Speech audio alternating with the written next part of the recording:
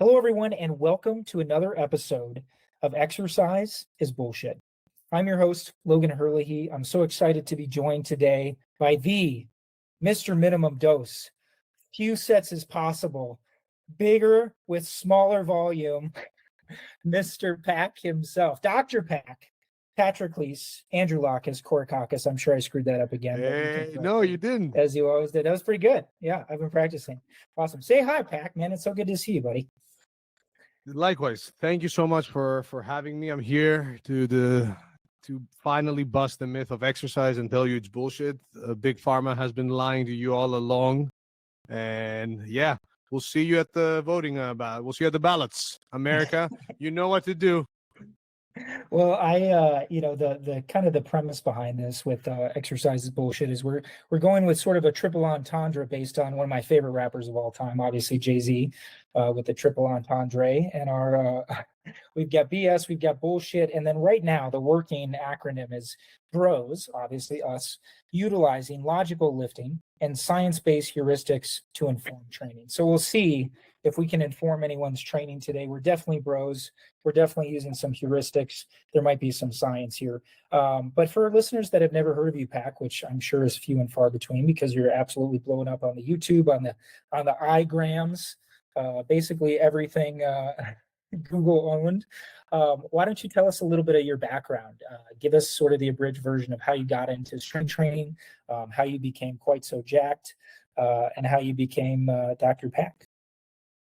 Cool. I love how you went from however old you are to 98 years old by saying the I-grams. I know it was on purpose, so that was great. So yeah, my name is Pack. My actual name is Patrocles Androulakis Korakakis, P-A-K. That's pretty close. I was pretty dang close that time.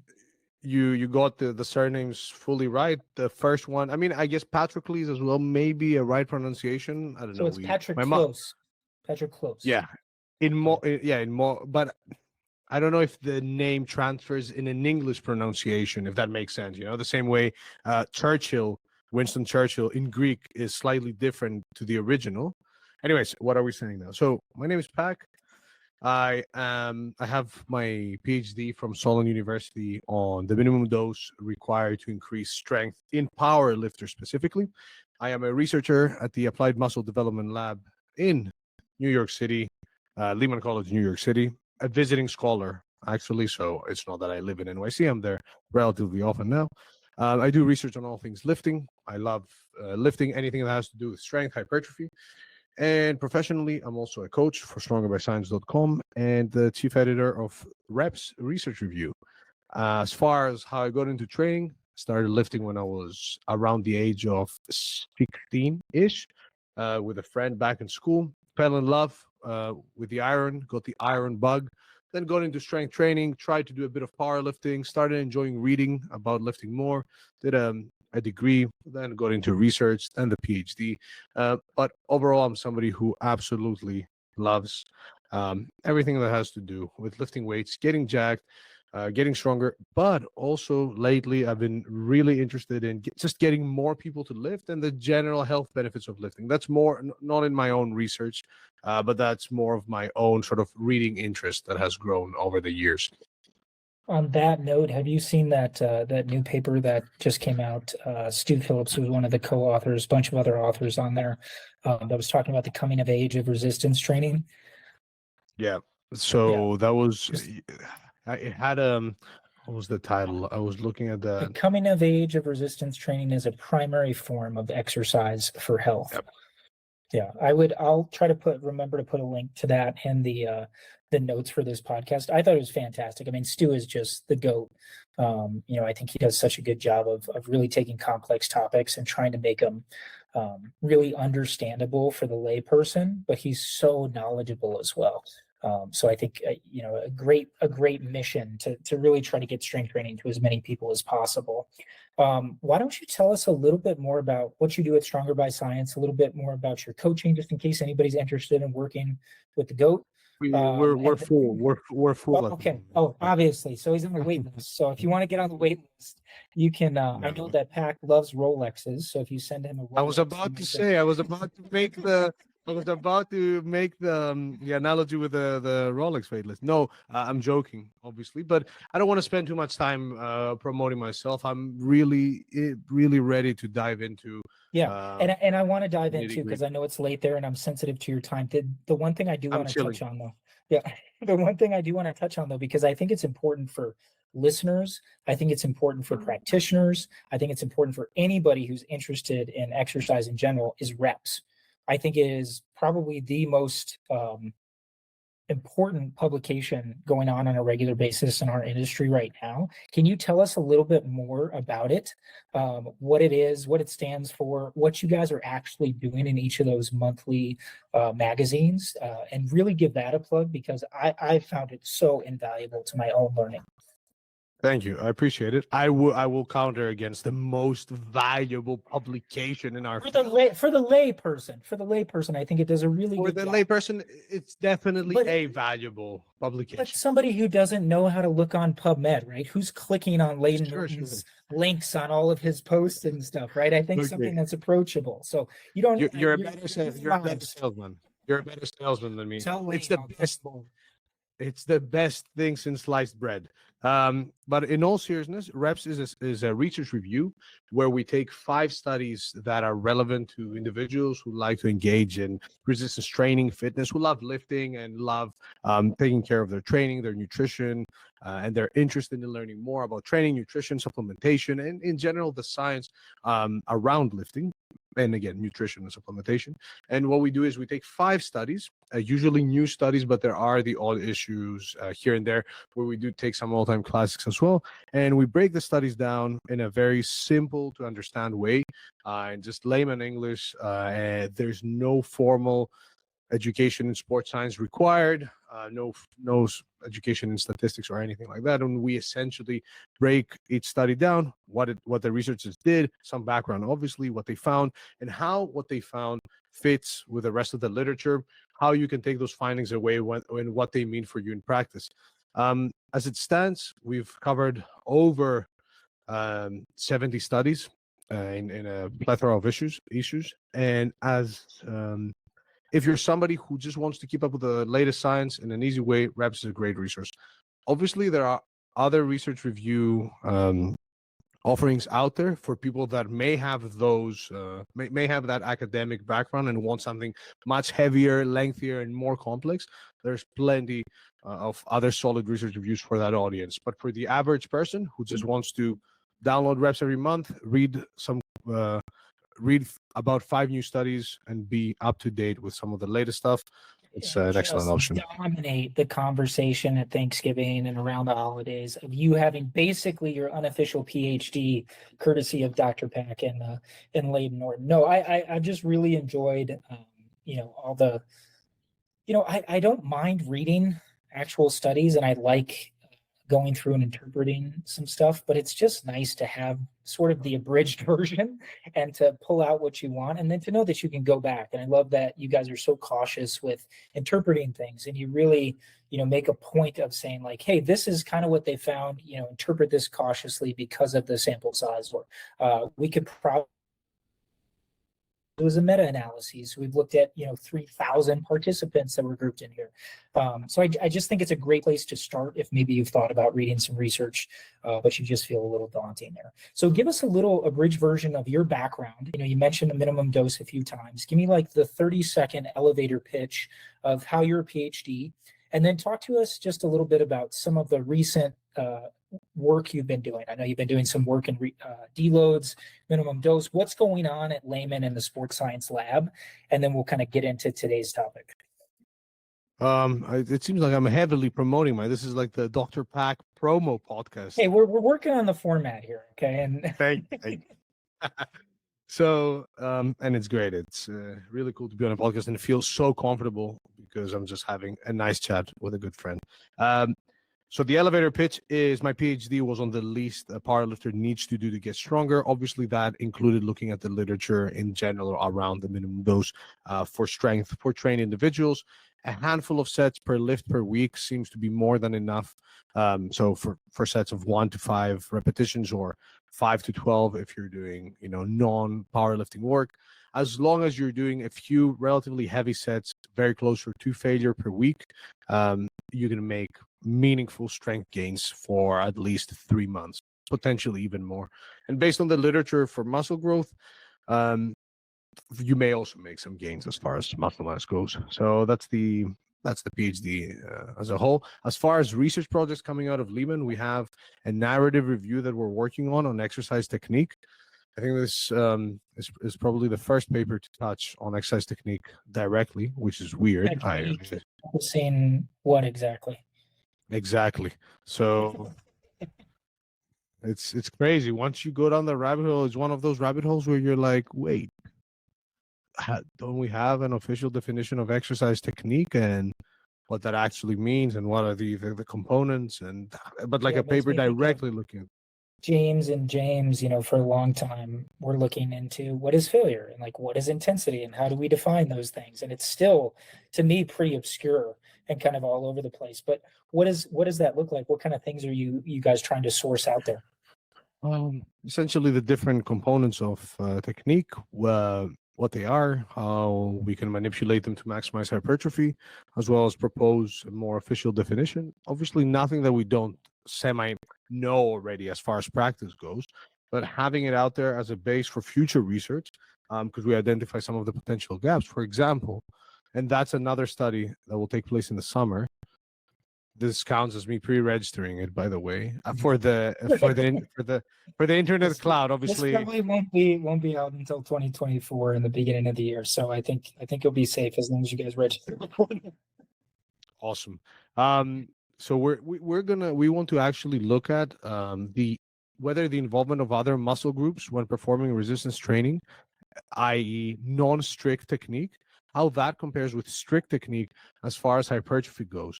Now, this is a bit tricky, and obviously the methods of that paper have not been crafted yet, so I'll just leave it at that. I'm not going to say exact.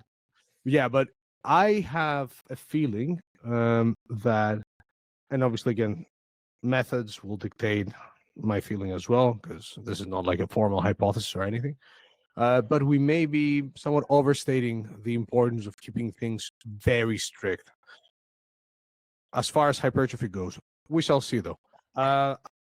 We are also working on a study on supersets, and there's a bunch of other projects, including a few meta-analyses that are in the works right now in terms of figuring out the exact topic. There's a lot of cool stuff, man. Lehman, shout out to the whole lab. Shout out to Dr. Schoenfeld as well.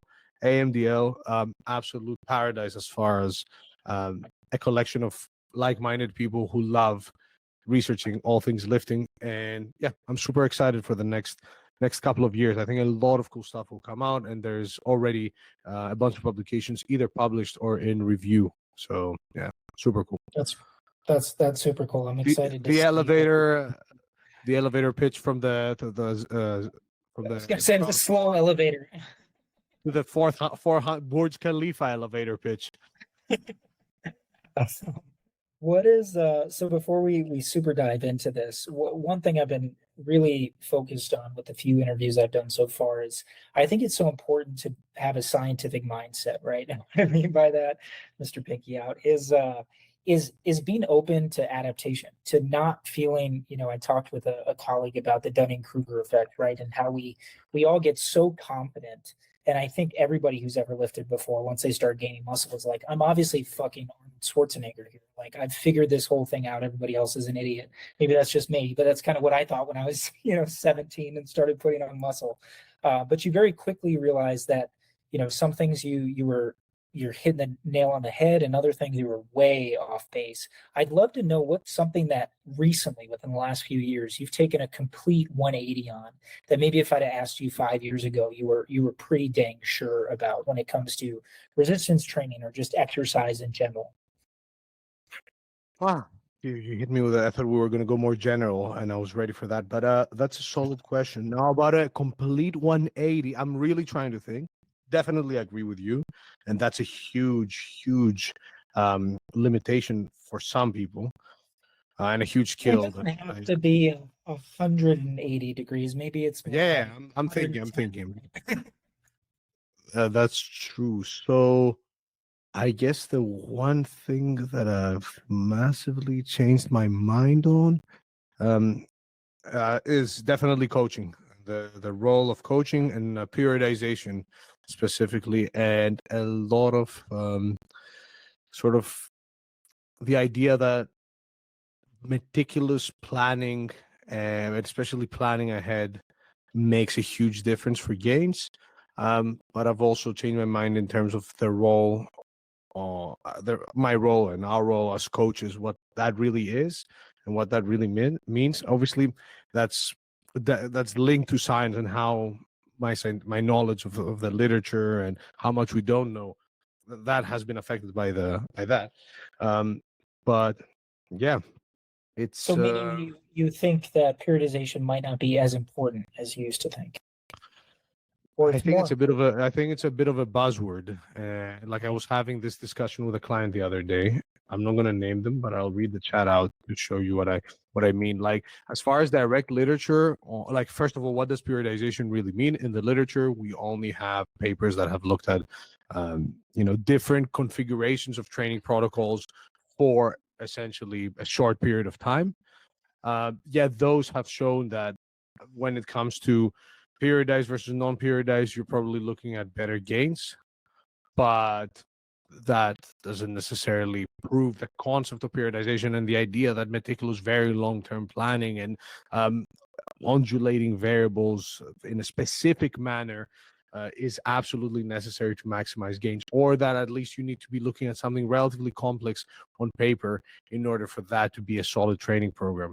So I have this client tell me. So he went easiest 290 bench of my life. I haven't deloaded in a long time, but I'm still able to constantly add weight every session, every week. I'm not really understanding that, honestly. Like, how am I still getting these ridiculous gains from the linear periodization you have me doing and not need a deload? And my response was that, is it really linear though? And periodization is a bit of a placebo. Because like our program has alternating rep schemes, but it's like a solid, relatively simple program. And this idea that we need some form of complex system in order to get already strong people to get stronger, I think it's something I changed my mind on. Back in the day, I thought that as a coach, there's all these like little variables that we need to tweak and make sure, when in reality, especially for, I mean, I'm not even going to go to what you guys do.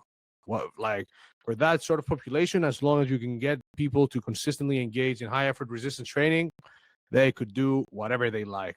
5 reps, 30 reps, 7 reps, 3 reps.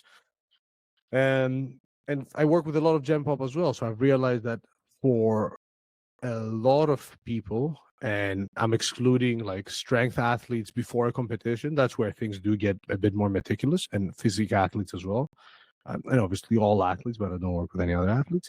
But like for the majority of people that want to get bigger and stronger, and I'm not talking just general health bigger and stronger, I'm talking you're deadlifting well above 4 plates, you're benching 2 plates, maybe 4 reps, and you're squatting 3+ plates at a relatively okay body weight. Um, that's as simple as having like a relatively basic on paper program that follows basic principles, doing that over time, listening, seeing what you prefer, what you don't prefer as far as exercise selection goes, and just being consistent. And whenever you feel completely beat up for a while, taking a few days off. Like that's literally it. So yeah, Yeah, that's I my love that. I love that topic, and I agree a lot. And I'm sure you know James Steele. I think maybe Fisher was involved in it, but definitely Lineker. They wrote that chapter that's coming out soon in a new textbook that's about this exact topic, about the myth of periodization. And I think it's such a good one because it's so prevalent in our industry, yeah. especially in the strength and conditioning space. Like you just hear all like so many variables you have to control, and people forget that. I think at the end of the day, the thing I always focus on is one, you're talking about Soviet bloc countries, right? Post World War II, where they're literally going, like, this is where all this research initially came from. They're going around and picking out of their homes, the people that they think are going to be the best athletes, and then they're training them as the best athletes. And then they're literally injecting them with monstrous amounts of steroids from the time they're like 10 years old, right? So the applicability of that style of periodization to the general population is not much over zero, if even close at all. So I think that's just so important to remember is, everything you laid out there. Like if you work hard consistently over time, you're probably going to achieve the goals that you're looking to get. And it doesn't have to be very complicated. And I think that's part of the negative aspect of our industry in general too, is people think that if they sell somebody a simple program, they're going to think it's not worthy. Like it almost has to be complex for people to feel like, well, obviously this is what LeBron James does. And, all these other athletes that I see, their programs are so complex and they're so multifaceted. And it's like, yeah, but are you LeBron James? Come on, let's be honest here. So anyways, I digress. No, okay. not at all.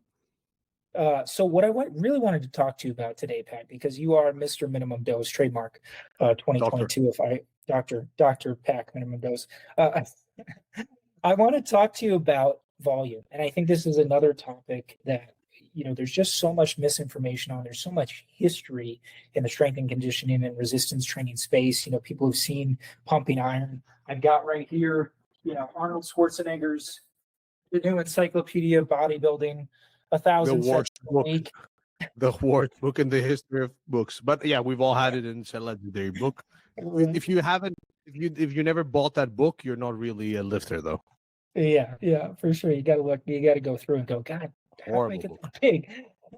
But I'd love to just sort of talk about the spectrum of volume, right? Because this is a topic that just creates so much vitriol and hatred in our industry from people on my end of the spectrum. And by my end, I mean like super, and I wouldn't put myself in this camp, but in general, super zealotous, high intensity training, Mike Mentzer, twice a week, Arthur Jones, never do more than, 10 sets of anything in a particular workout, to the far end of the spectrum. We just had this study come out that we're going to talk a little bit more about that was looking at, was it 26 sets for the quads in this study? I've seen. We'll talk about the details. Like, let's talk about the details of the study rather than this semi-summary. It was a lot of volume for the quads.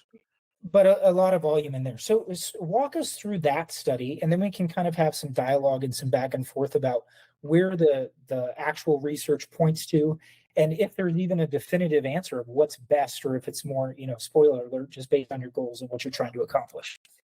Yeah, I honestly don't get why people get so triggered when it comes to volume.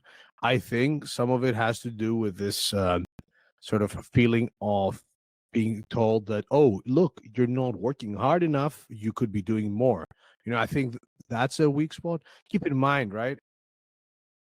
Selling low volume, so selling somebody the idea that you can do less and make more is the easiest sales pitch ever. And if the data did indeed support that less is more, there is nobody, except maybe a few crazy people, that would be just forcing high volume as a false narrative or whatever, because there is a bit of this, like, high volume is treated as this sort of amazing sales pitch that people have a bias towards, and I'm like, guys, we'll look at the data separately, but also intuitively, it doesn't really make that much sense to want to be the guy that's telling people, oh, no, you got to do more if you want to get all like the muscle gains. I agree with that, but my pushback would be, is in general, the people that you see, and this is pure anecdote and just talking on general terms, is like when I think of the traditional high volume bodybuilding guy, it's somebody who has the genetics that puts them in that position where they can manage that volume, right? Where their body can physically recover from, and obviously there's a bell curve here, right? So some people can handle just sets upon sets upon sets and still recover and still build muscle adequately. But then you have the other end of the spectrum that are nowhere near there, right? And they physically cannot, and I train those people as well, do much more than 1, 2, maybe 3 sets per muscle group per week and expect to see anything resembling progress. But it's always struck me, especially since I've come into more of the low volume camp, that the people who are really pushing for high volume, it seems, are the ones that have maybe already been in that camp, right? Because if you start working out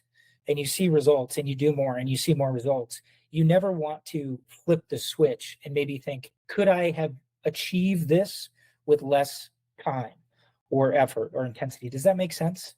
Am I just kind of Yeah. talking out of my ass, or do you get where I'm going there? Yeah, I get where you're going from, but I don't understand why people divide themselves in camps and why there is this idea that there's some sort of bias or one side wants to be. It shouldn't be sides. This is data. What does the data show? It shows this, the end. Like Yeah, I agree with that. as far as the literature goes, and that's being scientific, because you mentioned that before, right? Yep. If the data shows that we need less than X amount of protein, so, and obviously by the data, I mean the totality of the available scientific literature, not 3 studies. It is what it is. The same goes with a lot of stuff, like the keto diets, and like the interference effect of cardio, um, walking and health, and so on and so forth. What does the totality of evidence say? Cool. If we're evidence-based, obviously you're going to take your personal experience, and it's part of the picture as well as the preference of the client. But when it comes to volume, if we look at the totality of available scientific evidence as far as muscle growth is concerned, a handful of sets per week, per muscle group per week, is not enough to maximize muscle hypertrophy. And it's probably that you need more. Not it's probably, that's what the data is demonstrating. So 10 to 20 sets. And we even have studies showing that 30 plus sets may lead to even more growth. Now, for the latter, put an asterisk next to that, we need more data, but it is what it is. Same goes for strength. You can achieve great things with just a handful of sets per week. And we're talking like, that's very little. 10 sets a week, I'd argue, is low volume as well.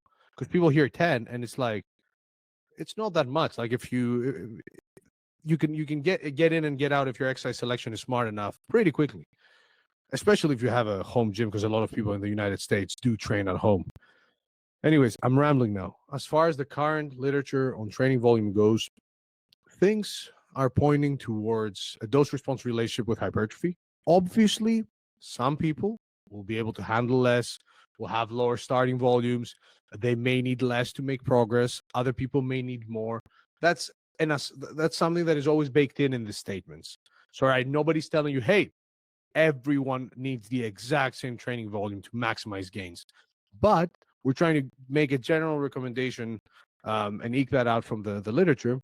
And if you're somewhere between 10 to 20 sets per muscle group per week, it's likely that you're probably close to maximizing your potential hypertrophy gains. But there was this study recently, and this is a study that fits with previous data as well that have shown that even 30 plus sets, at least under specific conditions per week, per muscle group per week, may lead to even more gains, where essentially what they did is they had 3 groups. So one group, all groups started at 22 sets for their quads per week. And those sets were distributed in 3 exercises: the squat, the back squat, the leg press, and leg extensions. And one of those groups stayed at 22 sets for the entire duration of the study, which was 12 weeks. Keep in mind, all groups had a 2-week washout period where they did a lower volume, actually, where they essentially didn't train with high volumes. Then they had a familiarization week, 2 familiarization weeks, where they started getting used to training with higher volumes. Keep in mind, this was just for their quads, okay? It wasn't their whole body, just for their quads. And then they were split into 2 groups. One group stayed at 22 sets for their quads for the entire study for 12 weeks. So for 3 months, that's what they did. The other group added 4 sets distributed, allocated differently for each exercise, not 4 sets per exercise, just 4 total sets for quads. They added 4 sets every 2 weeks. Is this the totality of the sets per week, correct? Not per workout? So this is Per split week, over. per week. Okay. So they started at 22 sets, and every 2 weeks they added 4 sets. And then you had another group that added 6 sets every 2 weeks. They ended up doing 52 sets of quads during the last 2 weeks, split into I agree. I personally, I'm doing a few singles per week for quads, literally 3 singles. Same for the deadlift. So, anyways, they ended up doing 52 sets for their quads, split in 2 sessions of 26 sets per session during the last 2 weeks. what the authors found was, and that's surprising. They tested strength, somewhat surprising actually. They tested strength via 1RM on the squat, and the groups that did more sets, so that progressed every 2 weeks, the more sets they added every 2 weeks, the more strength gains they saw. So the group that ended up doing 52 sets per week saw the greatest strength gains, 1 repetition maximum strength gains. Now, it's important to note that as far as average squat sets go, those were around 13 to 18 for the groups that were adding sets. So keep in mind that that's somewhat in line with the current literature as far as training volume and strength go. Not completely in line, but we do have data showing that higher training volumes may lead to higher strength, although that sort of upper limit happens earlier than for hypertrophy. So I'm not sure, and we don't know a lot about how like the leg press can potentially potentiate 1RM strength for the squat. So, I cannot say that they were just squatting. Maybe those extra sets also helped, but terms of conditions apply, we don't really know yet. And as far as hypertrophy goes, although the authors noted no statistically significant difference, if you actually look at the data, the group that did 52 sets did experience more hypertrophy to an extent that I think would be meaningful as far as in practice goes. But what's also important to note is that, because a lot of people also talk about the concept of junk volume, even if somebody says, okay, they were not statistically significant, I'm gonna sort of throw those results out of the window, which would be wrong, but let's say they do. The people that were doing 52 sets at the end of the study, and an average of 37 sets for their quads per week, still made gains and didn't lose gains. Because a lot of people fear that, if I do more, I'm gonna overtrain, overdo it. It's junk volume. And we are seeing somewhat consistently in the literature that that's not really the case. Was that for everyone in that higher training group, or were there outliers where there's somebody who saw greater hypertrophy and then somebody actually did atrophy? And how many participants are we talking about roughly? I don't care if you actually have all this right in front of you. I had it. If you do. Reviewed on the latest issue of Reps as well. So one person did lose size, and there were no. Just let me confirm, so I'm not chatting a load of BS. So, and as far as outliers, there wasn't anything insane in any of the groups. But keep in mind that, sorry, that was the squat strength. Yeah, keep in mind that in many studies you'll see like the random participant here. It doesn't matter. Overall, as a group, they made exceptionally better strength gains and also saw more hypertrophy. So if you look specifically at the effect sizes reported. Now, as far as people per group go, and obviously, again, this is one study. So they had 37 participants that were split in the 3 groups. And at the end of the study, just because I mentioned it, the constant set group did 8 sets of squats, 8 sets of leg press, 6 sets of leg extensions. The 4 set group did 14 sets of squats, 14 sets of leg press, 14 sets of leg extensions, and the 6 set group did 18 sets of squats, 18 sets of leg press, and 16 sets of leg extension. So that was their weekly volume at the end of the study. Was that split over 2 sessions, 3, 4? 2. Yeah. Oh, They also, still blah. But keep in mind, they only did quads. They were free to do their own upper body training, and they also did a couple of exercises for hamstrings at a lower volume afterwards. So it's important to understand that this was not a study where people did 52 sets per muscle group per week for 12 weeks, but rather did quads only and then added volume. 2 groups added volume as time passed. They had a familiarization session before. These were trained individuals with like a mean a REM for the squat around 140 kilos, if I'm not mistaken, so close to 315 pounds. So they were not Ronnie Coleman, but they were solid. There were people that definitely lifted weights. And yeah, it was a really cool study. This doesn't mean you should do 52 sets per week for your muscle groups or 37. It was just cool to see that you can potentially do even more and still see hypertrophy gains, or at least not regress. And there's a Could this be an issue of, if we want to go back to like periodization, functional overreaching? Maybe would be how you would apply that, and then just say this is maybe not applicable, like realistically long term. Like, do you think somebody could do 52 sets a week for 52 weeks a year and expect to see continual growth, or is it possible with that 2 week washout period that this was just um, just that sort of gave them the ability to have that sort of functional overreach, and if you want to use that terminology? I don't know. I don't know if they could keep that up for a long time, but functional overreaching and just I it I don't know. I cannot tell you. I think this study lends itself well to specialization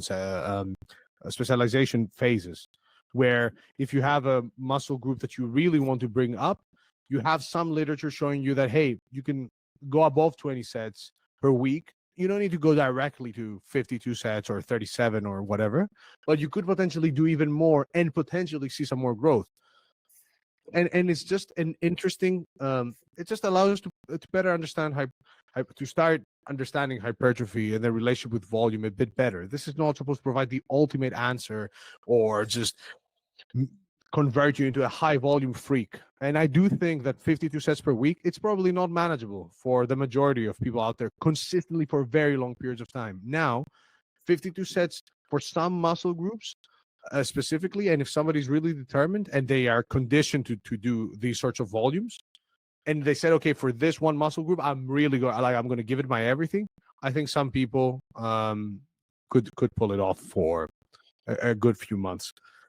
A good few months, again, with all the terms and conditions, managing all their other training volume, and like really wanting to get those sets in.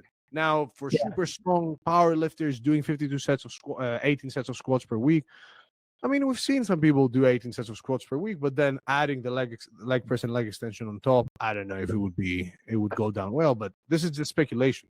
Sorry, let me just say this again, because like people absolutely lost their shit with this study.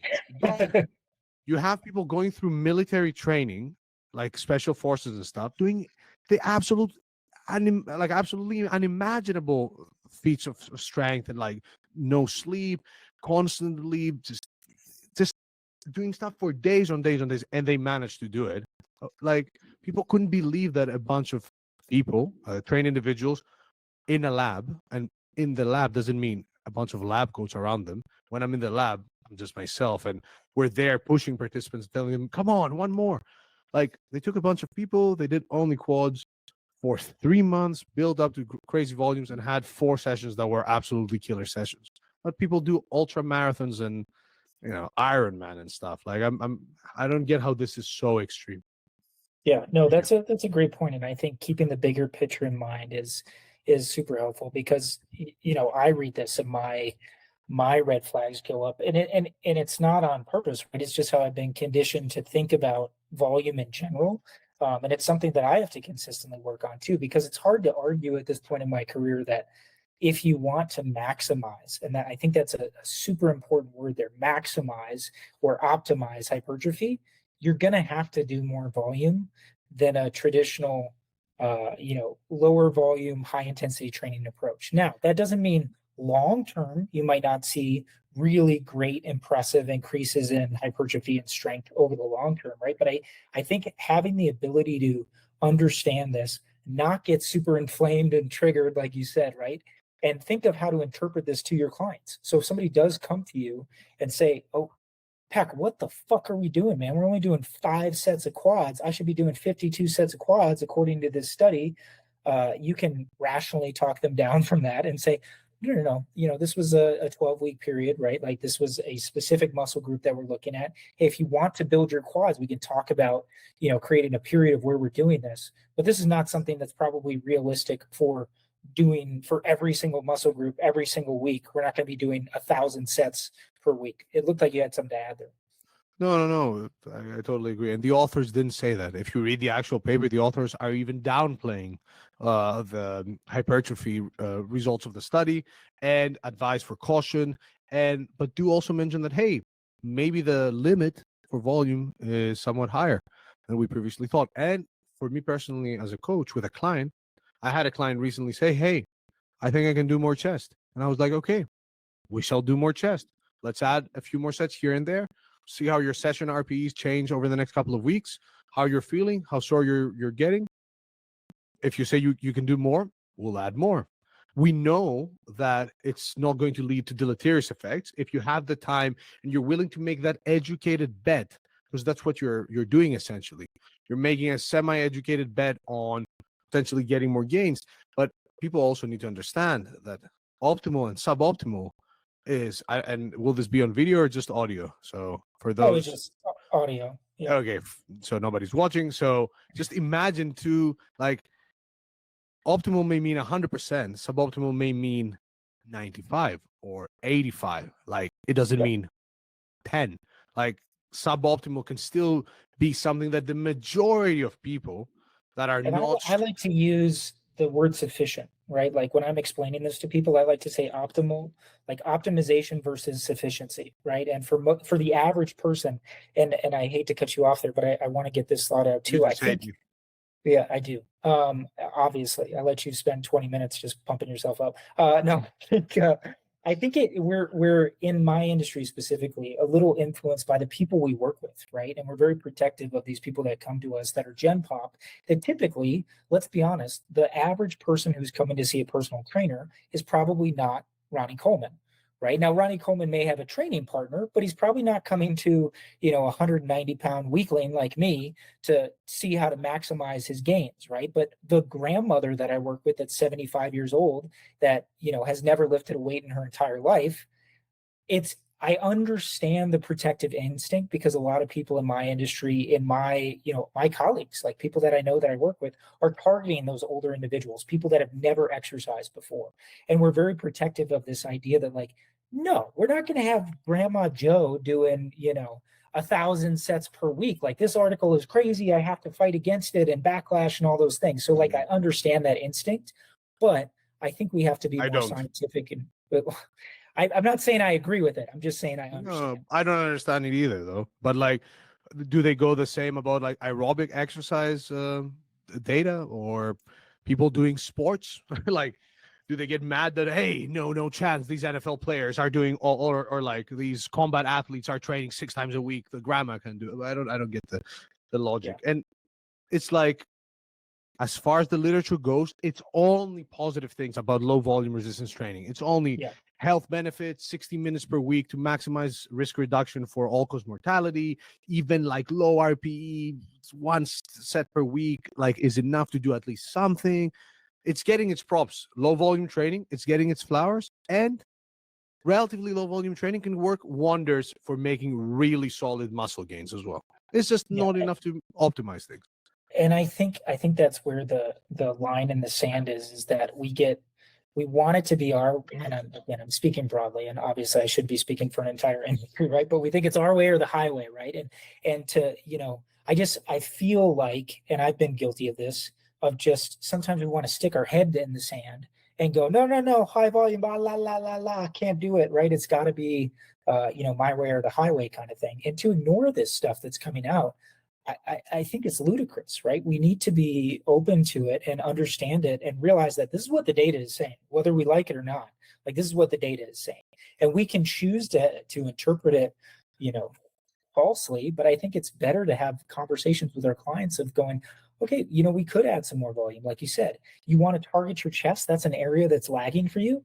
Yeah, let's take out that set of, calf raises that you don't care about and add in, a couple extra sets of chest press or pec fly or whatever it might be. So, exactly. I love that. I love that point. And doing your job as a coach too, right? I think is important, and actually, listening to the person in front of you. So let's transition from this and go into a little less scientific.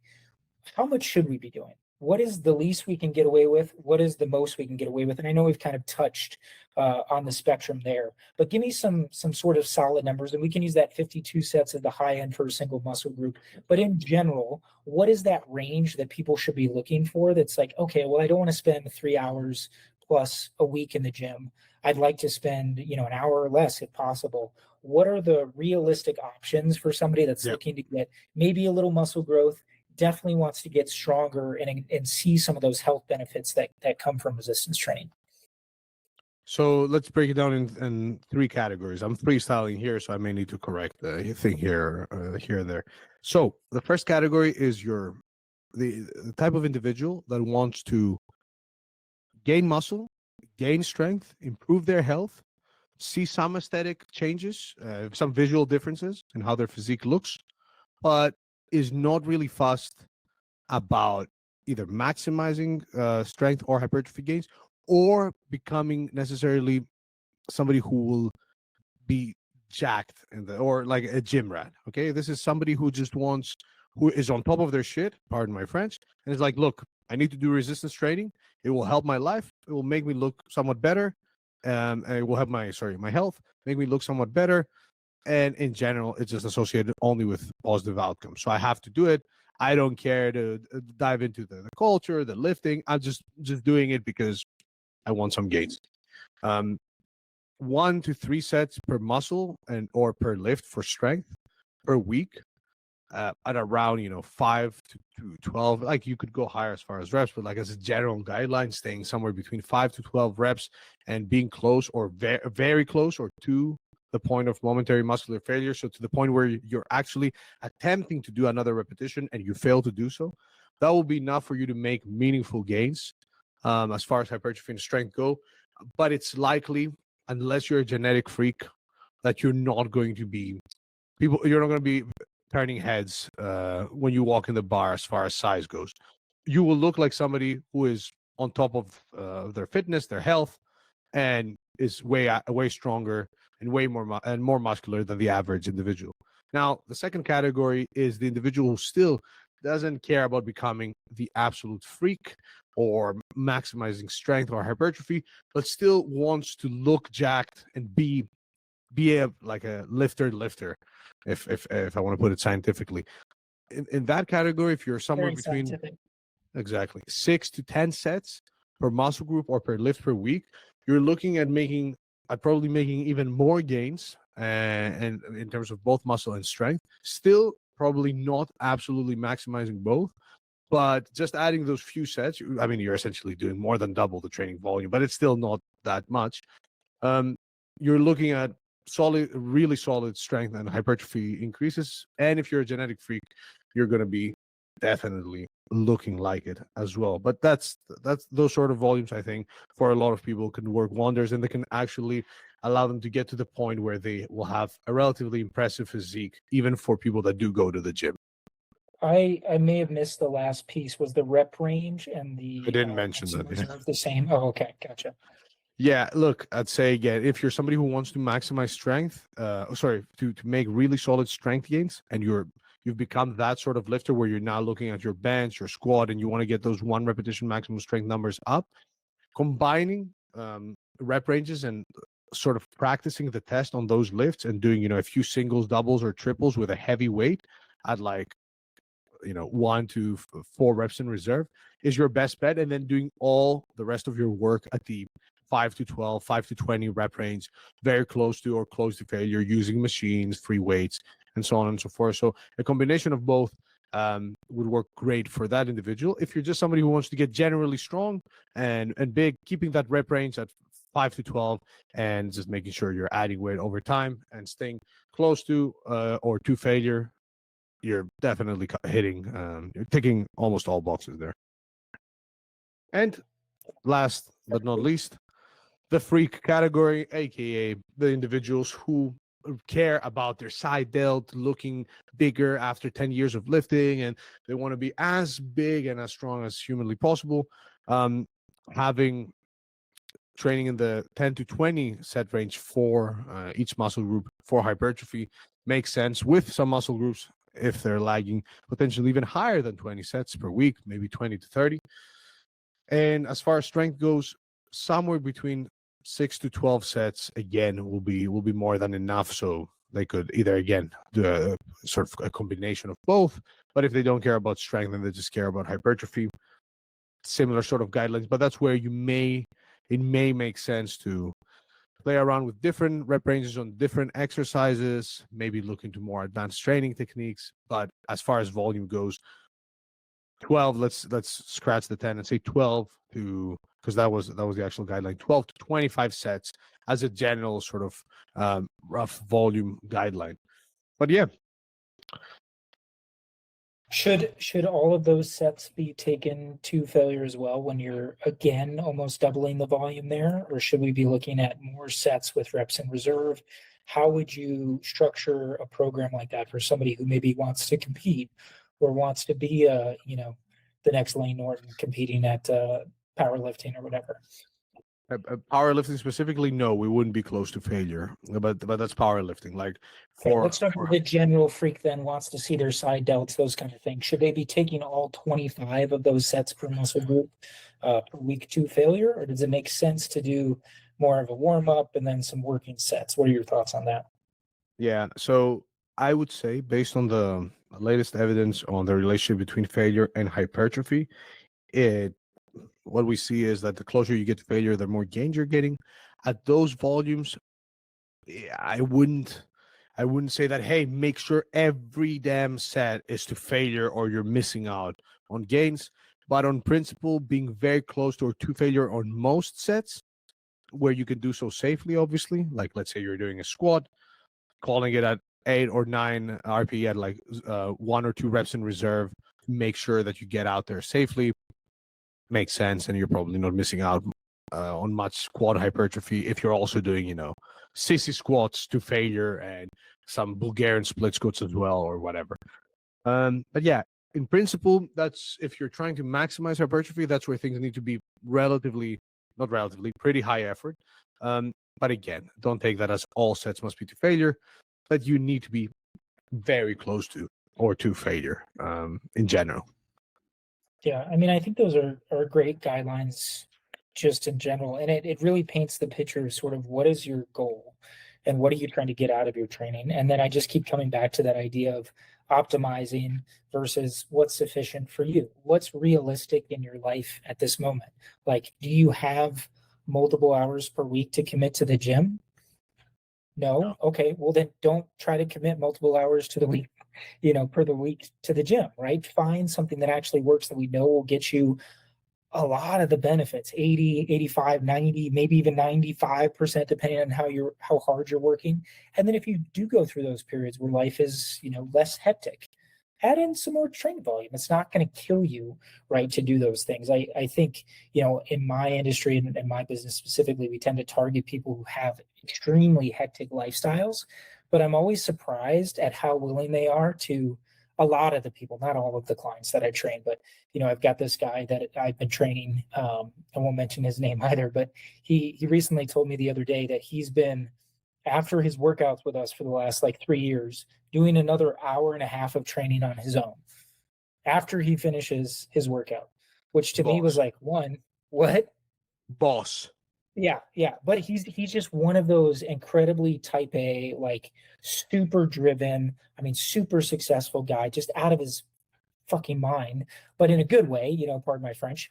But he can't comprehend this idea of I should do less and it equals more, right? So why aren't we creating a program that's going to give him a little bit more of what he wants? Like, to me, if you're doing it in a smart way, it doesn't hurt the underlying principles and philosophy of high intensity training, if you want to call it that, when the guy's doing it anyways outside of there. Like, we've obviously not been making a dent in in his thinking, regardless of the education we've been trying to give to him. So why not have him pay us for that and do it in a way that's productive, that he's not going to go hurt himself, where we can have that supervision and all those other things. So any other final thoughts on that? Yeah, that look, there's this sort of fear of overtraining or overdoing it. You will know if you're overdoing it. And you'll probably overdo it if you go from 0 to 100 real quick. But if you're gradually increasing volume and you're feeling okay, obviously, look, you're going to be sore, and there's going to be days where you're going to feel the workout, right? At the end of the day, you're training and trying to maximize muscle. But don't be afraid that you'll suddenly, get rhabdo and have to face deleterious health consequences because you did a couple more sets. Monitor how you're feeling soreness-wise, how your performance in the gym is, how your sleep is affected, and then adjust accordingly. It's usually like we are in this sort of era of data and just numbers and graphs and whoop band and this and that and the other. Like you waking up and feeling okay and not being extremely sore and still going in the gym and seeing numbers go up without massive changes in your weight or your body weight, that is enough indication that you're fine. So yeah, no need to nocebo yourself that if you do more, it's going to be overtraining FM and you're going to be there unable to recover and you're going to lose muscle. Yeah, and I think it's important to point out for some of our listeners who maybe aren't doing anything right now, because we might have some of those people that aren't training at all, and to realize that there's a first step that you can take, right? And we've certainly seen that before, where if somebody comes to us and they've got no experience, and then they decide that they want to go pursue something like a bodybuilding show or a physique competition that's maybe outside the scope of our practice, I've got colleagues that I can refer them to, somebody who specializes in this area that's maybe a little more familiar with building a program that might be a little more higher volume. But I think knowing that you don't have to go, like you said, from 0 to 100 and get your foot in the door with 52 sets of quads per week. I think if you're antsy about what does my training have to look like to elucidate some of these benefits, it can be pretty dang minimal. And I think that can be very appealing to people who maybe are just worried that, again, exercise is complicated. It has to be periodized. It has to be this really elaborate scheme that we put together. And the theme that I've continued to take away over my time in the industry is, let's just work hard progressively over time. Right. And if you can commit even once a week, ideally twice a week, but at least once a week, get in, do something, work hard and try to build on that over time. You're going to be better off than 90% of the rest of the world, because people are just not doing this. Like it's so ubiquitous for us. This is what we, eat and sleep and breathe. But the reality is that most people are not doing these things. So I think having that low barrier to entry is just super important. Why don't you talk to us a little bit about what you do? Because the people are dying to know, how do you get traps like that? So I'd love to hear a little bit about your training routine, your schedule. What does Dr. Pak do to say quite so jacked? So let me just touch on what you just said and address the listeners directly. Doing anything or doing something is definitely better than nothing. And it's especially as far as resistance training goes, we even have data of like 20 minutes of resistance training per week being enough to see strength increases, and those strength increases maintained, if not slightly increased, over 70 years. As far as health goes, 60 minutes per week is enough to maximize, to significantly decrease the risk of all-cause mortality. You're looking at both psychological and physiological benefits, bone density. I was reading a paper the other day on type 2 diabetes and whether cardio versus lifting weights is better, and lifting weights was better than just cardio in managing type 2 diabetes. Yeah, I just read that paper as well. Was that the one on the regular weight type 2 diabetes? Yep. Spot on. Nice, respect. But it's like, there's no reason for you to not do even just a few pull-ups and push-ups at home. Literally anything every week is much better than doing nothing. So, and you're doing a favor to yourself, current and future self. So I like the people that are resistance training at the moment, when they reach a certain age, they're going to be heavily thanking their younger selves for committing to any sort of resistance training. Any modality, any rep range, I will go as far as to say even any intensity. Because like if you're going to do either nothing or some maybe not to failure training where you're just lifting some weight, that's still something that is still enough to at least give you a few of the health benefits. Anyways, done selling resistance training. Your question was on my training. So I train with relatively, so for the deadlift, for example, insanely low volumes, as low as like 1 set per week for years now. And I've managed to maintain it around 630 pounds, which is great. And I'm talking like Notice some how weeks. he didn't have to do kilos in that one because he tells every American that he meets how much he does in pounds in the deadlift. Cool, bro. To be honest, I'm working mostly with Americans. So I've gotten used to pounds. But when training in the US, things still get a bit weird. But I also go to a gym when I'm in New York that has kilos. Shout out JDI Barbell. Anyways, my own training is mostly hypertrophy focused. The deadlift I've kept as like an exercise that I enjoy getting stronger on. Obviously, with super low volumes, such as the ones that I'm doing now, because I'm not entirely fast about pushing it at the moment.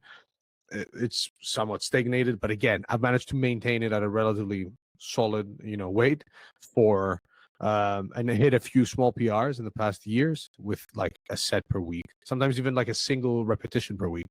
As far as everything else, that's the same for my quads as well.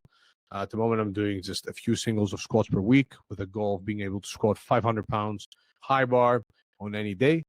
And the rest, I am hitting relatively hard as far as intensity of effort goes. All my sets are to failure, including like failure beyond the point of being able to do partials at long muscle lengths. So I try to reach the point where I'm unable to do any sort of rep with a weight. But as far as volume goes, I am somewhere between 6 to 12 sets per muscle group per week. I train completely YOLO as far as like there's no plan, some basic principles. And I've been doing so for the past few years. And I've been hitting PRs on obviously everything else when it comes to like lat pull downs, bicep curls, all the exercises I do have been steadily going up. And I've been also specializing in the overhead press, where I overhead press 4 to 5 times a week. And I recently hit an all-time PR of 225 pounds for one.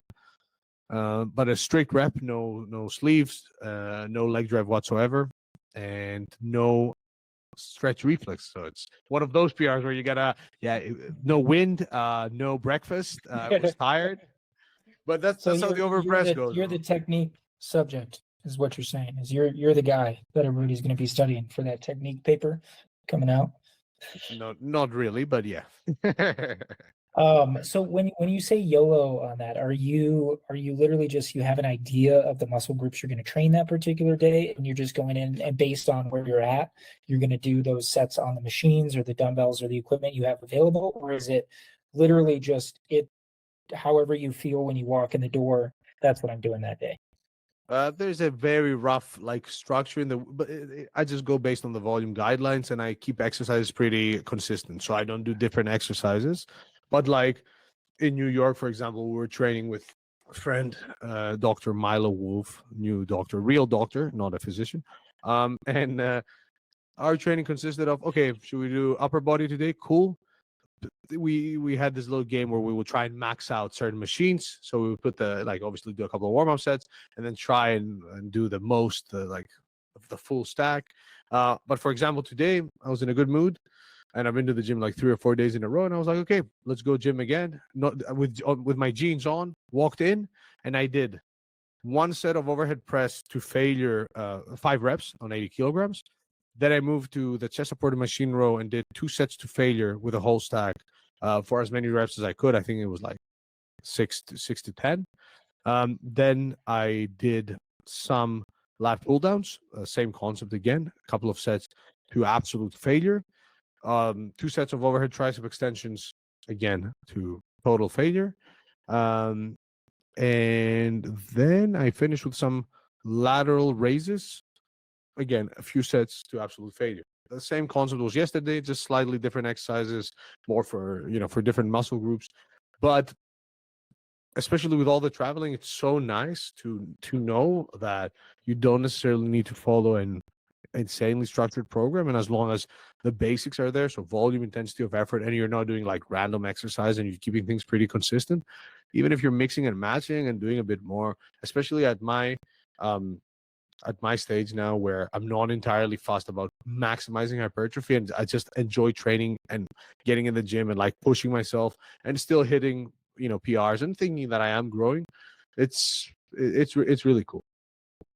Yeah, no, I think that's great. And I love that idea of just, going in and enjoying the gym too. And I think that will be sort of inspirational for people to realize as well that like it doesn't have to be, again, this super structured thing.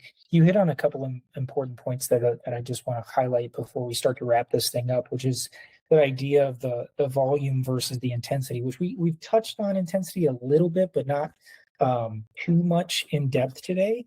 And I just think it's important to point out that if the intensity isn't high enough, it doesn't really matter what the volume is. It would be, within reason, right? If we're talking about 10 RIR and you're just going in and you're just doing 3 sets of 10 on something with the same weight forever, you're very quickly going to plateau. You're very quickly going to stop seeing improvements.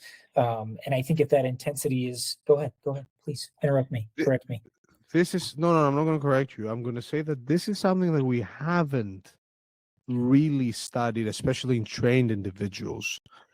And and that's an idea that has been put out there by Milo, that we don't really like. I assume that would be the case, but I want to see at, like, let's say we have a 12-week study where people stay at the same, like they start at a specific weight and then they stay at that weight, and then the other group is just trying to progress, whether, and people will say okay, then it becomes a reps and reserve study, but not really, because the aim of the study will be different.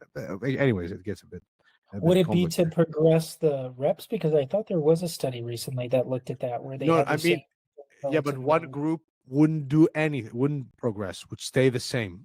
That's what I mean. I thought there was a study that did that looked at, they kept the reps and the sets the exact same, and then the other group just kept building, right? Wasn't that a recent study? But did they stay at the exact, like, at their starting loads and didn't have any sort of progression built in? Usually there is some form of progression. Maybe there was some form of progression, but yeah, that would be interesting. Yeah, because I'm curious to see whether, if you take like some individuals during 3 or 4 months and they start and they don't apply the principle of progressive overload, will they plateau? Will they still make some gains? Will they regress? And I don't know, I don't think they would regress and lose muscle, but just, it would be, I'm just curious. I'm not saying it would surprise us, but it would be interesting to see. Yeah, no, that's definitely a good point. And I think it's, the people I'm thinking of specifically are the ones that I've seen that have come to me that go, I've been doing the same workout for 15 years and I haven't progressed the weights, right? Like I show up at the YMCA and I do my, my set of bicep curls with the 25s, and I do 3 sets of 10, and then I do my, tricep whatever with the 3 sets of 10. And it's like, yeah, I haven't seen any growth. It's like, you've been doing that for 15 years with the exact same weight and rep scheme and everything. So those are sort of the people I was talking about.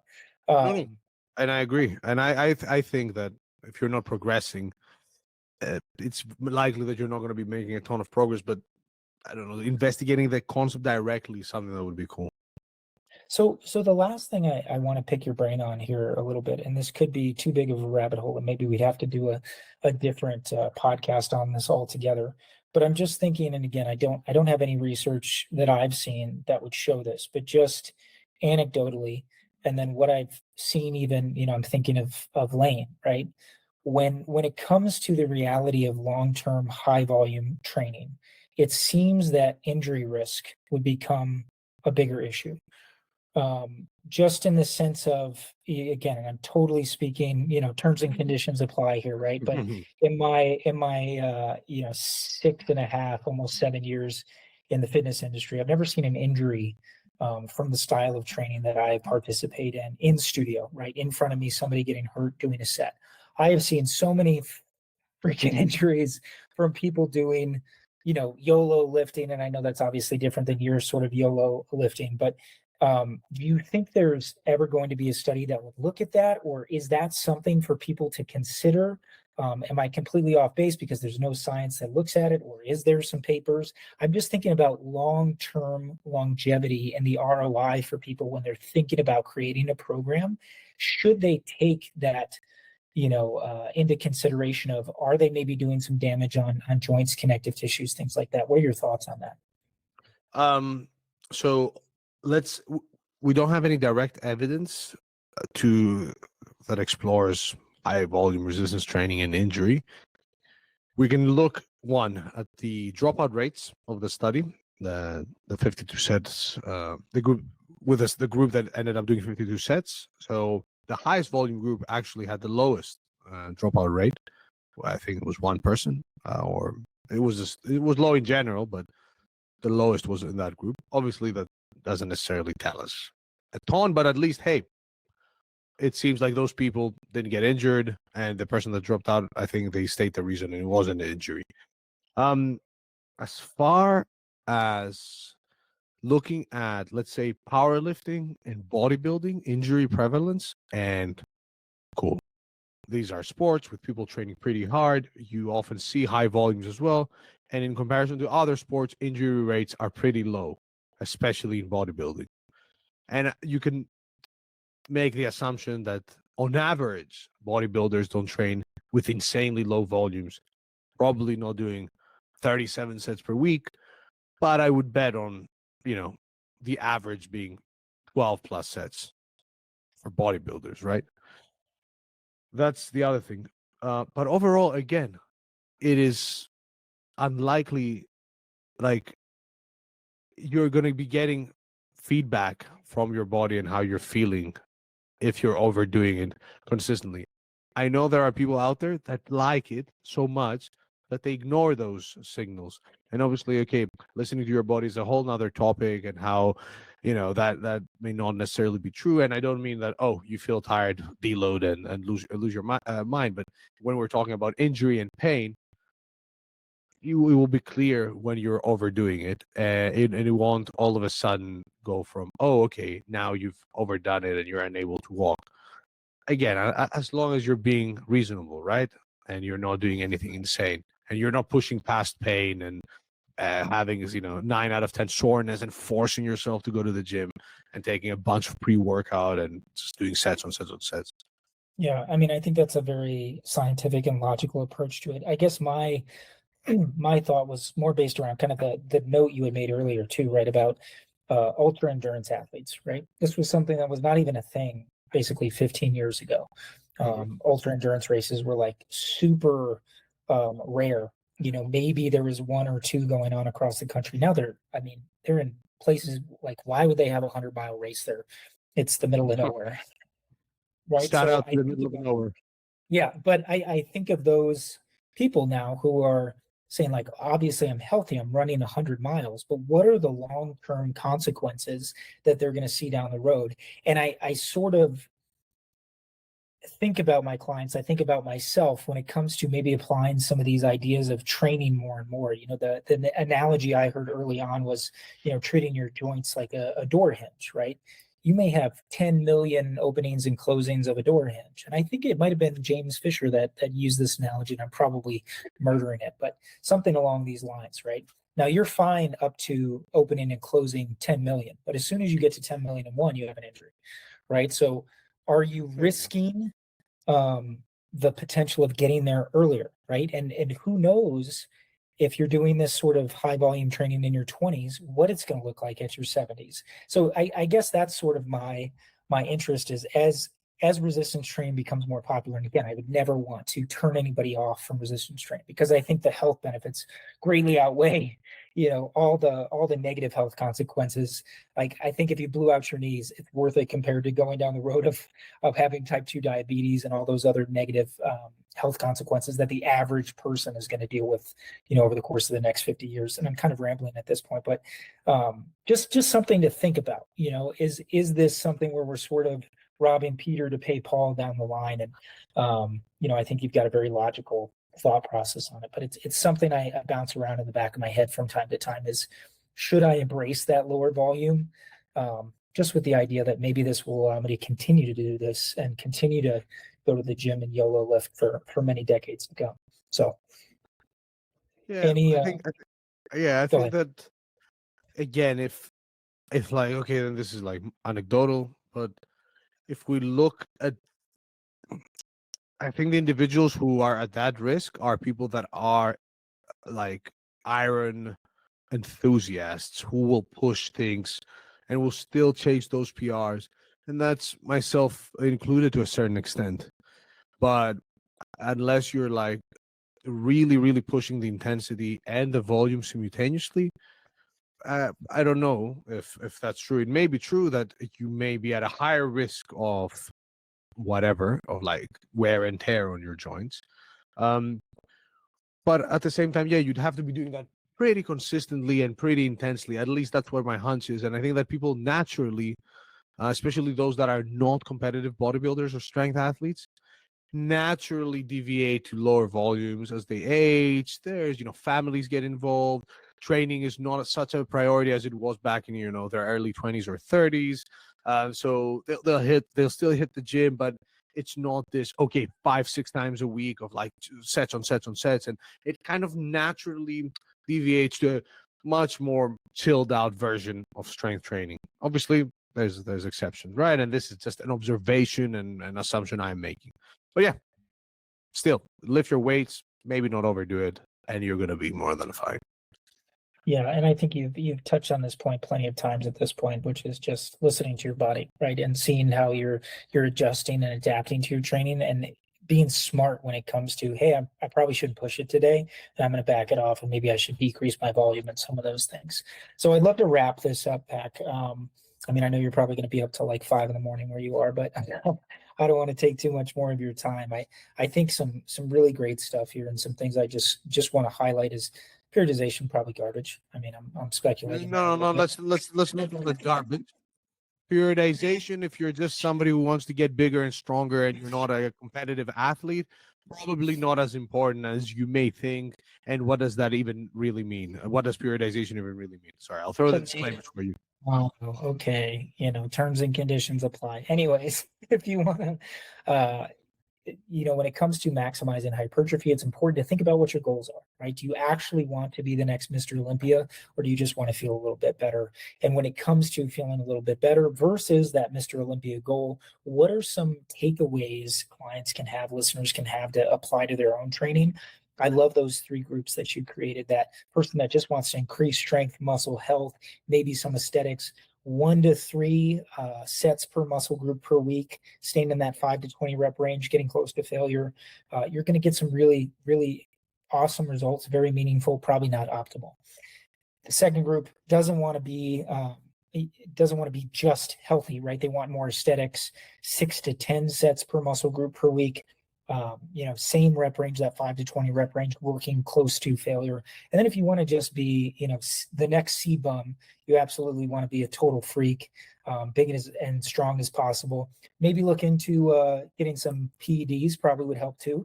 But from a volume perspective, you're probably looking at 12 to 25 sets per week per muscle group, 5 to 20 rep range. Maybe some of those sets not quite all the way to failure, but in general, working with a pretty high level of intensity. Is there anything else I missed there from a volume perspective that you think our listeners would want to take away? No, not really. I love though the going from discover strength, nice and composed, to suggesting people commit federal crimes on the Exercises Bullshit podcast, where people are advised to get PEDs. But no, joking aside, spot on. You can get PEDs legally, Pak. All right, in the Mr. U.S. Yeah, I mean, it probably is not going to be trend, but you could probably get, some TRT or some hormones from your doctor. Yeah, Well said. On the spectrum. I recommend meth for anybody who wants to maximize hypertrophy gains. Terms and conditions apply. Hey, it's probably not going to hurt your intensity of your workout. Let's not dig deeper here and try to.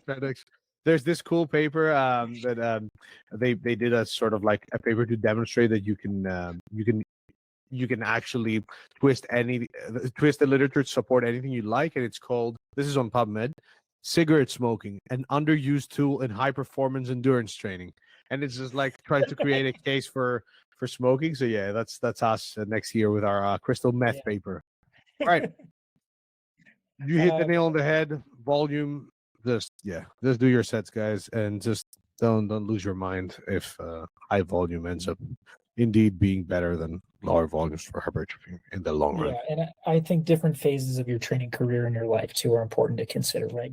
Think about, what are you trying to accomplish, right? I think if there's any big takeaway here, it's think about what you're trying to accomplish, and then build your goals and your program around that. Pac, tell people where they can find out more about you. Obviously, everyone should subscribe to Reps. Everyone should hop on the wait list. If you want to jump to the top of the wait list for Pac's training, you can buy him a brand new Daytona Rolex. That would be you hanging can out with jump us. you can jump on much more than just the wait list with a Rolex Daytona. And by that I mean on top of other wait lists. But no, joking aside, at the moment, at the moment you can find more info about me at drpak.com, drpak.com. I'm on Instagram at drpak, drpak, and yeah, all my links are there. All our research is there. And if you How have any about your questions, new please. YouTube channel as well? If people That's want to check true. that. It's Dr. Pack on YouTube as well. Obviously, I know Doctor is cringe, but look, guys, my name is Pak Androulakis Korakakis. I ain't marketing myself with that or just Pack. Imagine now the SEO for Pack. You type Pack in on YouTube and you get all sorts of things besides myself. Yeah, but it's a PAK for anybody that wasn't following along with that. So DRPAK, just type that into Google. You'll find a bunch of fun stuff. And then if you want to learn more about Dr. Pac's rap career, that's for a different podcast. So we won't have to touch on that today. But thank you so much for joining me, man. It's been really fun. This is like the third time we tried to get on the line together. So I'm glad it finally worked out. It's always a pleasure sitting down and chatting with you. Likewise, and I love how you're still cosplaying the pensioner with jumping on the line here. Bam. You. So, I still hold up a fake phone like this. Are you one of these kids? You do this thing with your hands? What is that? That's what, if you ask like I don't even know what they call the kids nowadays, like Gen Z, millennials, whatever. But if you ask them like, what do you do for a phone? They just hold their like iPhone, like their fake Oh, iPhone. really? They don't do this anymore. Yeah. So, Crazy. yeah, we're old. Yeah. Thank you. Awesome. Thanks everyone for listening. Please like, subscribe, probably cut that last part out. I appreciate you listening to the Exercises Bullshit podcast, and we'll be back again next week with some more. Thanks everyone. Peace.